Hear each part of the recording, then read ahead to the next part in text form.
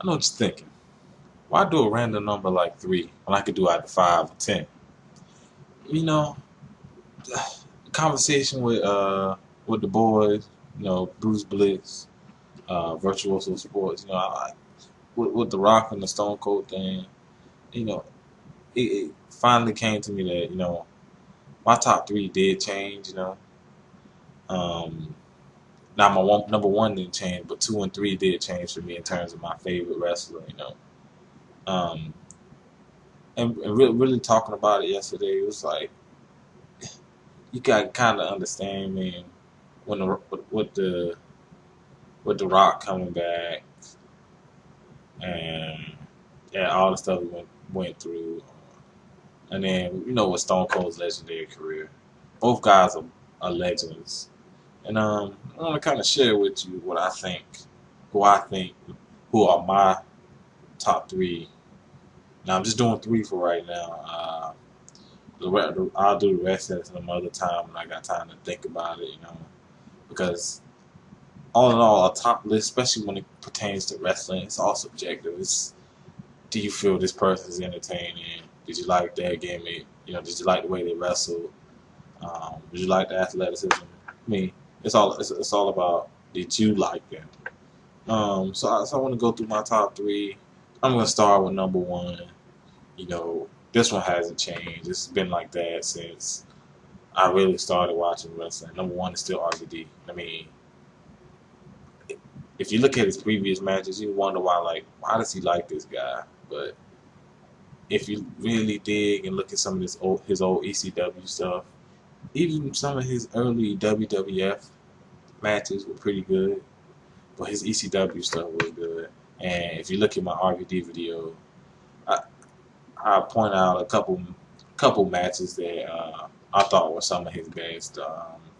Him versus Sabu, him versus Jerry Lynn, and him versus Taz. Some of his better matches. Um, he had some really good ones in WWE. Not one I could pinpoint right now. I would say Jeff Hardy. I always thought Jeff Hardy. You talking about two really good athletes, and RVD still at that time could move around. He could still do all his athletic moves off the turnbuckles, And then that's when WWF still was doing the hardcore thing, It wasn't ECW, and you're never gonna get back to ECW days, but they were still doing hardcore stuff. Um, the thing I always liked about him was he's one of the most in his prime. He's one of the most athletic wrestlers to ever do it. I mean, not too many people who've seen it. I mean, you could say a guy like Sabu, which is another guy I really like. That was just as athletic, but you know, I don't know. I was always like the RVD gimmick. The guy with the big ego. You know, he going around flying around the ring.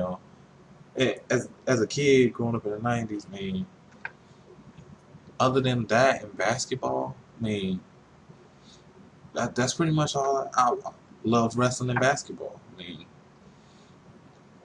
watching ECW, just and then watching guys like him put their body on the line every single night. It's it's still joy to watch, and I can still go back and watch those matches if it's either YouTube or some kind of other video source. They got videos on Netflix with some of the best ECW matches. I've went back and watched that countless times. I mean, if you have Netflix, I advise going back and just searching for some of the Netflix stuff. It's amazing, especially if you didn't get you're younger, you didn't get the chance to watch none of it. I advise going back to watching some of that.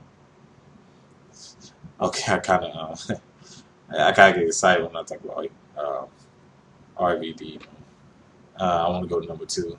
Number two, Stone Cold. Stone Cold has got to be my number two now, and I'll explain why. Because it was this guy that was at number three, which I kind of gave it away earlier in the video. Really going back and watching some of his matches, and then you watch him before his before his prime. I mean, before the WWF days, you know, the feuds with Vince McMahon, which were epic. This guy was really good. Um, you know, even with WCW, even with ECW, if anybody remembers that his one of his promos with ECW is very memorable. You should better find that on YouTube as well. Unfortunately, what they did to him in WCW, but he came to WWF. The writers tried to throw him some BS. What was it? Arena Master, some bullshit like that. Ringmaster gimmick. He said, "No, I can't do that." Really, he used his own gimmick, was as a Stone Cold Steve Austin, the badass motherfucker from Texas, you know, stomp a mud hole in you. I really love that. He's had some memorable matches. You talk about guys like he has Triple H, Shawn Michaels, Bret Hart, Rock. He's had some memorable matches, some feuds with Vince McMahon, with some of the best of the. He pretty much saved that company. Like if you're talking about somebody saving the company, he saved that company, and the fact that they never give him credit, they never talk about him. Well, yeah, they talked about him in Raw, but it was just to prop up Cena. But that's a whole different topic. He saved that company, and I'm just watching recently, rewatching the video, and it was talking about. I believe this is on Netflix. It was talking about his injury. The name escapes my mind. It was talking about his neck injury, and what he had to deal with. He was able to come back. I mean, he still wasn't the same guy. He was able to come back and be this character. He took his gimmick to a whole new level. I mean, he wasn't the same in-ring worker, but he was still gonna go out there and work hard. And what you saw him do out in the ring was amazing. Even still, his ring psychology was amazing, and he is definitely one of the best in-ring workers to ever do it. He's one of the best on the mic, and it was just a guy that was always cool, you know. And he was more he's relatable, you know. He hard-working guy, had to go through a lot of things, and it was just always good to watch Stone Cold come out there, because when he talked, you listened. It's as simple as that. When he talked, you listened. So that's my number 2 is Stone Cold Steve Austin. Give me a hell yeah. Number 3, The Rock. He was my number 2, but just this past WrestleMania pissed me off to no end. The fact that you see it's burned into my skull. Just the image of him holding up John Cena's hand is enough for me to put him down a notch. It is. I mean, John Cena is one of the most overhyped, overpushed wrestlers I've ever seen. And the fact that The Rock put him over,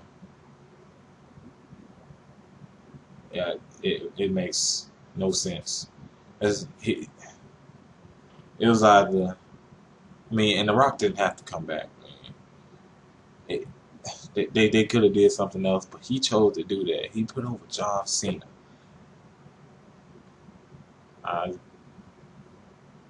Man, it pisses me off thinking about it.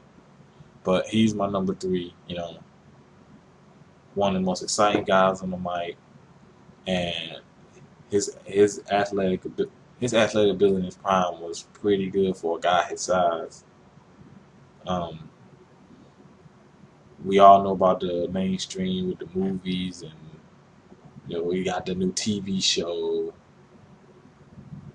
But if anybody remembers, in terms of his career, and he came in as Rocky Maivia, he reimagined that became The Rock, and the Rocky Maivia sucked.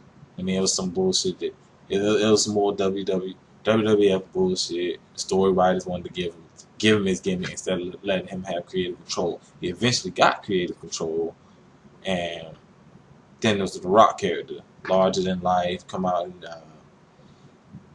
his Versace his Versace shoes. They come out with his $500 shades, you know, and he played a big time douche. That's pretty much what his character was, and he did it really well. One thing I can say, he's one of the best. I think we pointed this out last night. He's one of the best heels.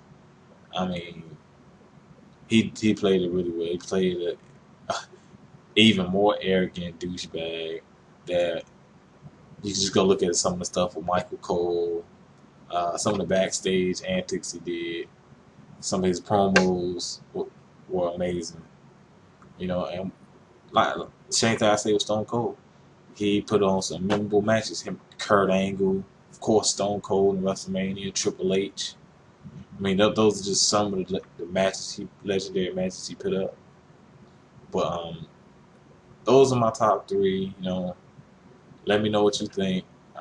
What are your top three favorite? Like I said, it's all subjective. It could be anybody. It could be John Cena, or it could be whomever, Triple H, Rey Mysterio, anybody you think of. Just let me know who are your top three wrestlers of all time.